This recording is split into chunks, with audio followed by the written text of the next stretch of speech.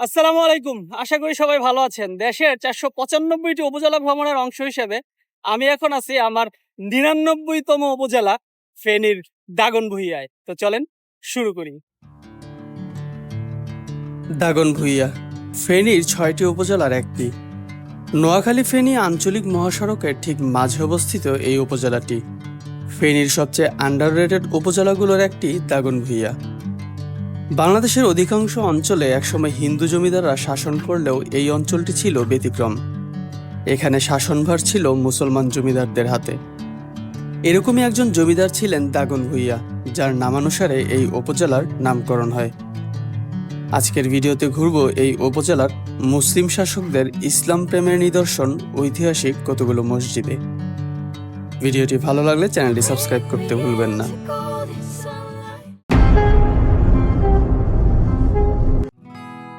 ঢাকা থেকে নোয়াখালীর বসুরহাটগামী বাসে উঠে নামা যায় দাগনভূঞা উপজেলায়। এছাড়া ফেনী থেকেও বাস আসা যায় উপজেলাটিতে। আমি এবার আরিফ ভাইয়ের বন্ধুর গাড়িতে করে ফেনী থেকে রওনা দিয়েছি দাগনভূঞার উদ্দেশ্যে। ফেনীর ভিডিও দেখলেই বুঝতে পারবেন আরিফ ভাই সম্পর্কে। দাগনভূঞা উপজেলার ঘোরাঘুরি শুরু করলাম আবার সেই সকাল থেকেই। আর প্রথমেই চলে আসছি এই দাগনভূঞা উপজেলার জয়লস্কর ইউনিয়নে।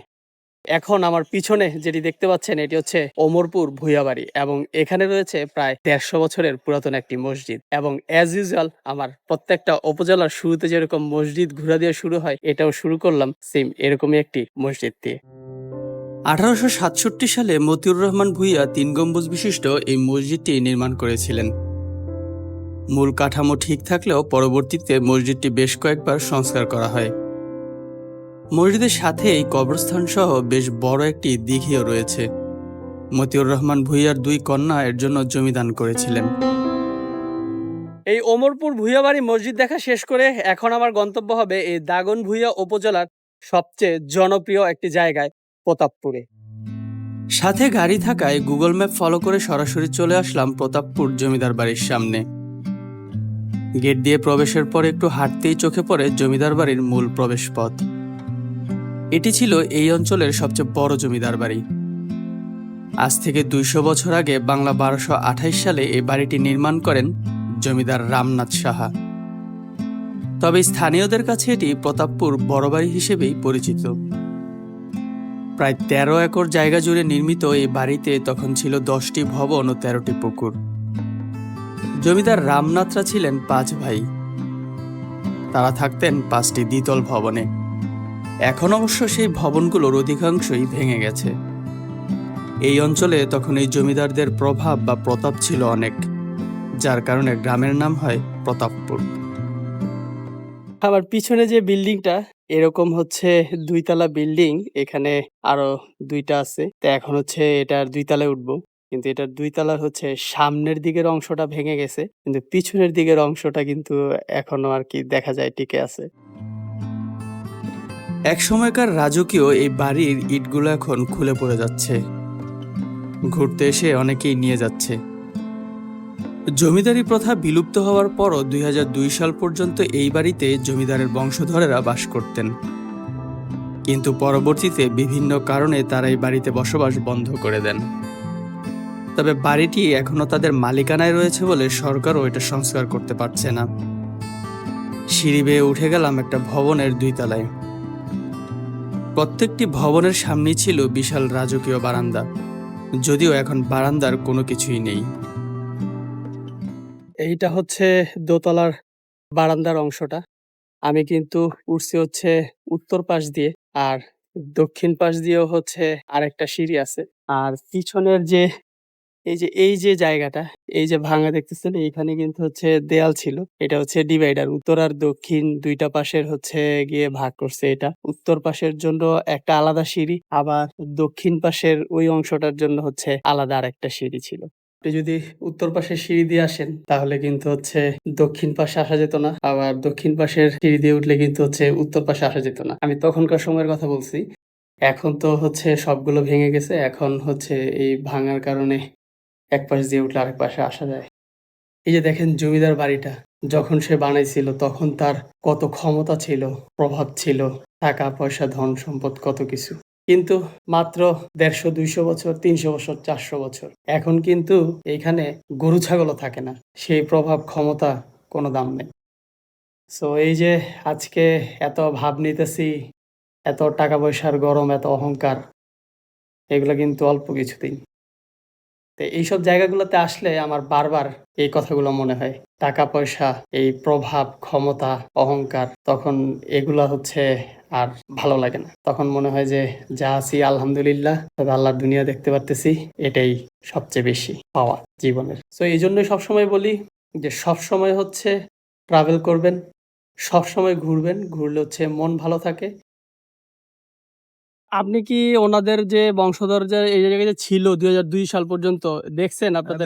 দেখছি কিছু কিছু অনেক গুণের এরা আসে এখন ওই যে বছরে একবার অনুষ্ঠান করে। ওই অনুষ্ঠান তোদের ওই যে ফাল্গুন মাসে অনুষ্ঠান হয়েছে না ইয়ে 2 দিন মনে করেন মানুষের তো খাজনা লইতে তো সরকারের খাজনা নেই বুঝছি আগে তো তারা জমিদাররাই নিত। নিত মনে করেন ইয়ার পরবর্তীতে তারা দেশ স্বাধীনের পরে তারা গেছে কুয়ারি বা তারা দেশে আছে বাইরে জানো বাংলাদেশের ভিত্তি আছে বিভিন্ন ব্যবসা বাণিজ্য শহরে সেটেল হয়ে গেছে আওলাদেরা। শহরে থাকে এরকম ব্যবসা বাণিজ্য তেলের মিল টিল বহুত কিছু আছে। কথা হচ্ছিল স্থানীয় একজনের সাথে। কথা বলতে বলতেই হঠাৎ করে দেখলাম প্রচন্ড ঝড় শুরু হলো, আর সাথে বৃষ্টি। জমিদার বাড়ি ঘুরে দেখতে দেখতেই বৃষ্টি শুরু হয়ে গেল। সেই লেভেলের বৃষ্টি হচ্ছে। গত ৩-৪ দিন ভালো গরম পড়ছিল, এখন খুব ভালো বৃষ্টি হচ্ছে। তো আশ্রয় নিছি হচ্ছে জমিদার বাড়ির কাচারি ঘরটাতে। এখানে এখন দাঁড়ায় আছি, দেখি একটু বৃষ্টি উপভোগ করি। কাচারিতে বৃষ্টিতে ভিজে যাচ্ছিলাম, তাই আরিফ ভাই আর রাজীব ভাই যে ভবনটাতে ছিল সেটাতে চলে আসলাম। এখানে ছিলেন বন্যার সময়? হ্যাঁ কয়দিন ছিলেন? 12 দিন। এই রুমে? হ্যাঁ এই রুমে কি ওনারা আসলে এখন থাকে? না আসে না তো ওই অনুষ্ঠানের টাইমে আইলে অনুষ্ঠান মে যেসব খানা জিনিসপত্র আনে যে বয়গের এই করে জমিদারের বংশধরেরা যখন পূজার জন্য এই বাড়িতে আসেন তখন এই ভবনটিতে পূজার মালামাল রাখা হয়। এই ভবনটিও ছিল দোতলা। আজকে হচ্ছে আমাদের রাজীব ভাই নতুন গাড়ি কিনছে।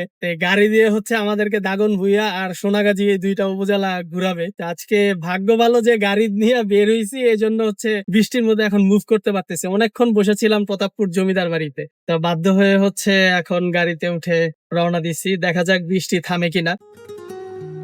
আমাদের ভাগ্য ভালো ছিল যে এদিকে রাস্তাঘাট ছিল ভালো, তাই গাড়ি নিয়ে আসতে কোনো সমস্যা হয়নি। প্রতাপপুর থেকে গুগল ম্যাপ ধরে আমরা এখন যাচ্ছি হাসান গনিপুর প্রাইমারি স্কুলের পাশে একটা মসজিদ দেখতে। এখানে আসার পরেও বৃষ্টি থামেনি। 3 গম্বুজ বিশিষ্ট এই মসজিদটিও প্রায় 200 বছরের প্রাচীন। মসজিদটি সমি ভুইয়া মসজিদ নামে পরিচিত। এটি হাসান গনিপুর গ্রামের কেন্দ্রীয় মসজিদ, যেটি নির্মিত হয় 1245 হিজরিতে। মূল কাঠামো ঠিক থাকলেও প্রাচীন এই মসজিদ বেশ কয়েকবার সংস্কারের কারণে মূল যে কারুকার্য ছিল সেগুলো এখন আর দেখা যায় না। প্রাচীন শৈল্পিক কারুকাজের বদলে এখন দেখা মিলে সিমেন্টের প্রলেপ আর টাইলসের চমক। এই সমি ভুইয়া মসজিদ দেখে এখন চলে যাব হচ্ছে আমার পরবর্তী গন্তব্যে। কিন্তু সকালবেলা যখনই দাগন ভুইয়া উপজেলায় ঘোরাঘুরি শুরু করি তখন নাস্তা না করে চলে আসছিলাম। এরপরে বৃষ্টির কারণে হচ্ছে এখন পর্যন্ত নাস্তা করার সুযোগ পাই নাই। তো ওই যে পিছনে গাড়িতে হচ্ছে 2 ভাই ওয়েট করতেছে, ওনাদেরও হচ্ছে ক্ষুধায় অবস্থা খুবই খারাপ। তো এখন দেখি কোথাও নাস্তা করা যায় কিনা। বৃষ্টির কারণে পথে কোথাও দাঁড়াতে না পেরে হাসান গনিপুর থেকে সরাসরি চলে আসলাম দাগন ভুইয়া বাজারে। এখানে একটা হোটেলে ঢুকে খাবার অর্ডার দিয়ে দিলাম। ক্ষুধায় পেটের অবস্থা ছিল খুবই খারাপ। এখন হচ্ছে সকালের নাস্তা করার সময় নাই, অলরেডি হচ্ছে 1টা বেজে গেছে। তো এই জন্য একেবারে হচ্ছে দুপুরের খাবার অর্ডার দিয়ে ফেললাম। একদম সকাল আর দুপুর একসাথে খাচ্ছি। খাওয়া দাওয়া শেষ করে আমরা রওনা দিলাম দাগন ভুইয়ার শেষ প্রান্তে রামনগর ইউনিয়নের দিকে। এই রাস্তাটা চলে গিয়েছে নোয়াখালী, আর এটা 4 লেনের রাস্তা। হঠাৎ রাস্তার পাশে একটা মসজিদ দেখে গাড়ি থেকে নেমে গেলাম, আর এটিই হচ্ছে সেই ঐতিহাসিক দাগন ভুইয়া চৌধুরী বাড়ির জামে মসজিদ, যেই দাগন ভুইয়ার নামানুসারে এই উপজেলার নামকরণ হয়েছে। মসজিদের পাশেই ছিল একসময় তার জমিদার বাড়ি, তবে সেই বাড়ি এখন আর নেই। তবে দেখা হয়েছিল তারই এক বংশধরের সাথে। দাগন মিয়া সাহেবের প্রতিষ্ঠিতা ছিল, উনি করে গেছে 300 বছর আগে। ও, 300 আপনি কি হন ওনার? আমরা ওয়ারিশ সূত্রে আছি আর কি, ও আচ্ছা আচ্ছা। ওনাদের ওয়ারিশ আমরা। ওনার মেইন বাড়ি কি এই যে বাড়িটাতে আপনারা আছেন? মেইন বাড়ি ছিল চৌধুরী বাড়িতে ছিল, ওইটা তখন ভুঁইয়া বাড়ি ছিল। আমরা এখানে আসছি, এখন নতুন বাড়িতে আসছি, এটাকে নতুন বাড়ি বলা হয় এবং দাগন ভুঁইয়া বাড়িও বলা হয়। ও আচ্ছা আচ্ছা। তিনি আমাদের কয়েকটা গাছের আম দিয়ে দিলেন। যদিও আপ্যায়ন করতে চেয়েছিলেন, কিন্তু সময় কম থাকায় আমরা রওনা দিলাম রামনগরের দিকে। চলে আসলাম দাগনভূঞা উপজেলার সবচেয়ে জনপ্রিয়, সবচেয়ে বিখ্যাত এবং সবচেয়ে ঐতিহাসিক রামনগর বড় মসজিদের সামনে। প্রায় 300 বছরের প্রাচীন এই মসজিদটি আনুমানিক 1760 সালের দিকে নির্মিত হয়। আওয়ামী লীগের সাবেক সংসদ সদস্য সাবের হোসেন চৌধুরীর পূর্বসূরি ছিলেন মোহাম্মদ জয়নুদ্দিন ভূঁইয়া, যিনি ইয়েমেন থেকে এই অঞ্চলে এসেছিলেন ধর্ম প্রচারের উদ্দেশ্যে। তার পুত্র ইয়াকুব আলী চৌধুরী কর্তৃক নির্মিত হয় এই মসজিদটি। তার এই বংশধরেরা পরবর্তীতে ব্রিটিশদের কাছ থেকে চৌধুরী উপাধি লাভ করেন। মসজিদটি তাই পরিচিত রামনগর চৌধুরী বাড়ি মসজিদ হিসেবেই। 3 গম্বুজ বিশিষ্ট দৃষ্টিনন্দন মসজিদটির স্থাপত্য শৈলী দেখে মুগ্ধ হবে যে কেউ। মোঘল স্থাপত্যে নির্মিত হলেও এতে ইরানি শিল্পকর্মের উপস্থিতি রয়েছে।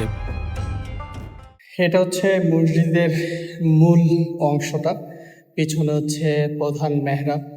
আর মসজিদ থেকে, মূল অংশটা থেকে বের হওয়ার পরে এই সাইডটা হচ্ছে পরে এটা বানানো হয়েছে, বর্ধিত করা হয়েছে।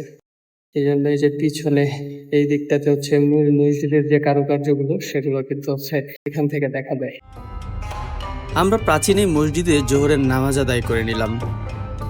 মসজিদের পাশেই রয়েছে চৌধুরী বাড়ি, আর সামনেই চৌধুরী বাড়ির পারিবারিক কবরস্থান। তো এখন হচ্ছে চলে যাব দাগনভূঞা উপজেলার হচ্ছে মাতুভূঞা ইউনিয়নে। ওইখানে 2-3টা মসজিদ আছে, ওইটা দেখবো। আসলে এই দাগনভূঞা উপজেলায় আসলে আপনি অসংখ্য এরকম ঐতিহাসিক প্রাচীন মসজিদ খুঁজে পাবেন। আবারও গুগল ম্যাপ ধরে রওনা দিলাম দাগনভূঞা বাজারের দিকে, তবে এবার বসুরহাটের রাস্তা দিয়ে যাচ্ছি। মেইন রোড ওঠার পরেই রাস্তার পাশে আরেকটি মসজিদের দেখা পেয়ে গেলাম। শতবর্ষী প্রাচীন এই মসজিদটি হচ্ছে আমানউদ্দিন মুন্সি জামে মসজিদ। 3 গম্বুজ বিশিষ্ট এই মসজিদটির নাম দেখে অনুমান করলাম হয়তো আমানউদ্দিন মুন্সি কর্তৃক মসজিদটি নির্মিত হয়েছিল। মসজিদের পূর্ব দিকে ছিল এর প্রবেশ পথ, যেখানে দাঁড়িয়ে আজান দেয়া হতো। মসজিদটি মেইন রোডের একদম পাশেই অবস্থিত। আমার পিছনে যেটা দেখতে পাচ্ছেন, এদিক দিয়ে চলে যায় নোয়াখালীর বসুরহাট কবিরহাট উপজেলায়। আর ঠিক পিছনেই হচ্ছে আমানউদ্দিন মুন্সি জামে মসজিদ। সাথে গাড়ি ছিল বলে এত কম সময়ে আজকে এত জায়গায় যেতে পারলাম। মসজিদের সামনে থেকে দাগনভূঞা বাজার হয়ে আমরা চলে আসলাম মাতুভূঞা বাস স্ট্যান্ডে। এখন হচ্ছে রাজীব ভাইয়ের একটু কাজ আছে, দাওয়াত আছে। রাজীব ভাই আনফরচুনেটলি একটু ফেরি ব্যাক করতে হবে। সো আরিফ ভাইও চলে যাচ্ছে। সো ধন্যবাদ তাদের দুইজনকে যে আমাকে এই দাগনভূঞা উপজেলা পুরাটা ঘুরাইলো, খাওয়াইলো, যে হসপিটালিটি, তাদের কথা আমি কিন্তু সারা জীবন মনে রাখবো। তো এই হচ্ছে আজকে আরিফ ভাই আর রাজীব ভাইয়ের সাথে হচ্ছে শেষ দেখা। আমি এখন হচ্ছে আবার সলো ট্রাভেলিং শুরু করতেছি। বাস স্ট্যান্ডের পাশ দিয়ে বয়ে গেছে মাতুভূঞা নদী, যেটি ছোট ফেনী নদীরই একটি শাখা।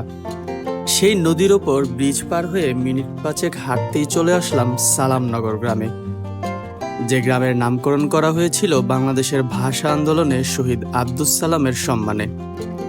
এই গ্রামেই তিনি জন্মগ্রহণ করেছিলেন। এখানে তার একটি স্মৃতি জাদুঘর রয়েছে, যেটি নির্মিত হয় 2007 সালে। এখানে তার নামে একটি প্রাইমারি স্কুলও রয়েছে। সালামনগর থেকে ব্রিজ পার হয়ে বাস স্ট্যান্ডে যেতেই পাশে ছিল আরেকটি প্রাচীন মসজিদ। এটি পরিচিত উজির মিয়া বাড়ির দরজা জামি মসজিদ নামে। 3 গম্বুজ বিশিষ্ট এই মসজিদটি নির্মিত হয় প্রায় 150 বছর আগে ব্রিটিশ আমলে, আর এটি নির্মাণ করেন এখানকার উজির আলী মিয়া সাহেব। তার নামে এই মসজিদটির নামকরণ হয়। মসজিদের সামনের এই রোড ক্রস করে ঠিক উল্টো পাশে এসে একটা অটোতে চড়ে বসলাম। ভাইদেরকে বিদায় দিয়ে চলে আসলাম এই দাগনভূঞা উপজেলার সর্বশেষ প্রাচীন একটি মসজিদ এবং আমার আজকের সর্বশেষ গন্তব্য মাতুভূঞা জামে মসজিদের সামনে। এই মসজিদটি প্রায় 400 বছরের পুরাতন। প্রায় 400 বছর আগে সুদূর আরব থেকে মাহতাব ভুইয়া এই অঞ্চলে আসেন ধর্মপ্রচারের জন্য। তখন তিনি প্রাচীন মসজিদটি নির্মাণ করেছিলেন। এরপর বিভিন্ন সময়ে সংস্কার হয়ে মসজিদটি বর্তমান অবস্থায়। এই মাহতাব ভুইয়ার নামেই স্থানীয় ভাষায় মাতু ভুইয়া নামকরণ হয়। মসজিদের সামনে আছে বড় একটা দিঘি। মাতু ভুইয়া মসজিদ থেকে চলে আসলাম ফাজিলের ঘাট বাজারে। অবশ্যই ফাইজলামি করতে না, এখানে চলে আসলাম কারণ এটা হচ্ছে আমার দাগনভূঞা উপজেলার সর্বশেষ গন্তব্য। এই ব্রিজটি হচ্ছে নতুন করা হয়েছে, আর এই পিছনের নদীটা হচ্ছে ছোট ফেনী নদী। আর এই জায়গাটাই হচ্ছে দাগনভূঞা এবং সোনাগাজী উপজেলার একদম বর্ডার।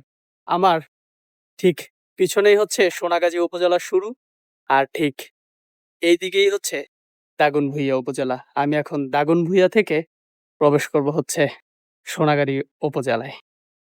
সো আমার এই দাগনভূঞা উপজেলার ভিডিওটা আমি এই ফাজিলের ঘাট বাজারের নতুন ব্রিজ থেকেই শেষ করতেছি। যারা এখনো আমার চ্যানেলটি সাবস্ক্রাইব করেন নাই, দয়া করে প্লিজ চ্যানেলটি সাবস্ক্রাইব করে দিবেন। সবাই ভালো থাকবেন। আসসালামু আলাইকুম।